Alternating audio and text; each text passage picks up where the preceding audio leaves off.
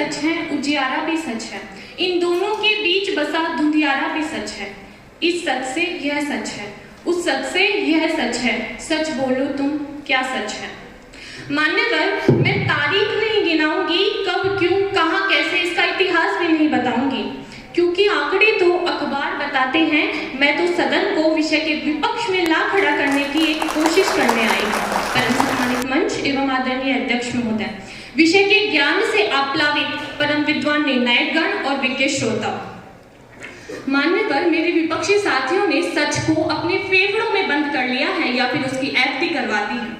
मेरे विपक्षी साथियों को ध्रुवीकरण लोकतंत्र के लिए घातक नजर आता है, मगर मुझे लगता है आंखों की कमी है, शायद कोई अंधा हो तो अंधा ही नजर आता है। मान्यवर, उच्च शिक्षा संस्थानों में ध्रुवीकरण लोकतंत्र के लिए घातक नहीं है, अपितु लोकतंत्र के लिए घातक है वह शिक्षण संस्थान जो शिक्षा में हमारे लोकतांत्रिक मूल्यों का समावेश नहीं करते। लोकतंत्र के लिए घातक है हमारे वो राजनेता और चाटुकार जो शिक्षण संस्थाओं को धार्मिक अड्डा बनाते हैं अपनी राजनीतिक रोटियां सेकने के लिए।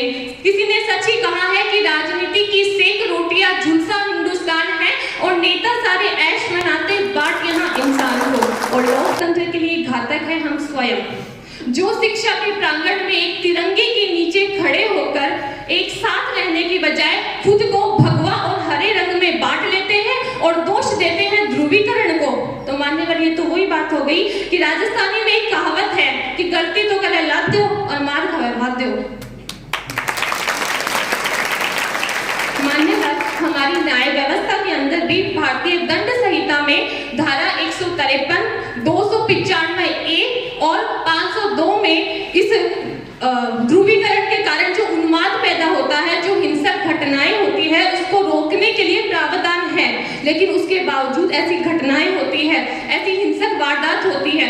क्यों? क्योंकि हमारे राजनेताओं ने, हमारे हीरो ने, जिन्हें हम हमारा रोल मॉडल समझते हैं, उन्होंने हमें जाति, धर्म और संप्रदाय के आधार पर बांट रखा है। उनका सिर्फ एक ही उद्देश्य है कि इस वाद विवाद की आंधी में आबाद रहे कुनबा इनका, महल रहे जगमग इनके, जनता बिखरे तिनका तिनका, कहीं दलित लड़े, कहीं श्रमिक लड़े, कहीं लड़ते धनिक गरीबों से और राजनीति के जाल में उलझे बेबस लड़े नसीबों से।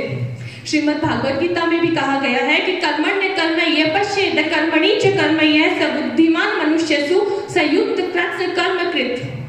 मान्यवर, हर इंसान को यदि ये बोध हो जाए कि क्या करनी है और क्या नहीं करनी है, इस संदर्भ में वह विचार कर ले, तो शायद हम लोकतंत्र के लिए घातकता की यहाँ बात ही नहीं करें, हम यहाँ पर समाधानों की बातें करें। मान्यवर, जो जातियां होती है, जो धर्म होती है, वो पनपाता कौन है? हर इंसान का धर्म उसका कर्म होता है। यदि वो सकारात्मक हो, यदि वो सही हो और राष्ट्र को एकता के सूत्र में पिरोने वाला हो, तो यह सच है। और पुरातन में भी यह प्रमाण रहा है कि यही जातियां हमारे लोकतंत्र की प्रहरी रही है, समर्थक रही है, ना कि निरर्थक। और मान्यवर, यदि हम आगे बात करें ध्रुवीकरण की, तो ये ध्रुवीकरण पनपाता कौन है? लोकतंत्र के लिए घातक है हमारे नैतिक मूल्य, जिनसे नैतिकता गायब हो चुकी है। लोकतंत्र के लिए घातक है वह ईमानदार व्यक्ति जो अपने स्तर पर अपने किसी भ्रष्ट का विरोध नहीं करता। और लोकतंत्र के लिए घातक है हम स्वयं, जो हमारे अधिकारों की बातें तो करते हैं, लेकिन देश के प्रति हमारा जो कर्तव्य है उसकी बातें हम नहीं करते। अतः आवश्यकता है त्याग की, आवश्यकता है चिंतन की। निस्वार्थ त्यागी चिंतन ही हमें सही प्रेरणा और दिशा दे सकता है। स्वयं सिद्ध है सच्चाई मेरे उक्त विचारों से, हकीकत छिप नहीं सकती कभी इन घंटियों की तानों से। और वो हकीकत है श्रीमन जो उभरेगी और दबाने से। अंत में जाते जाते सिर्फ इतना ही कहूंगी कि तनिक स्वार्थ के लिए हाय क्यों विष बीज बोते हो, जो लुट चुका बहुत पहले, जो बचा उसे क्यों खोते हो। और मान्यवर, जब हम अपना नजरिया बदल लेंगे तो शायद हम यहाँ पर घातकता की बात ही नहीं करेंगे।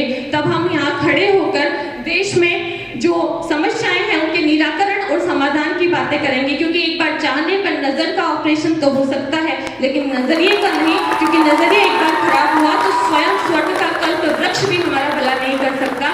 जय भारत, जय भारती।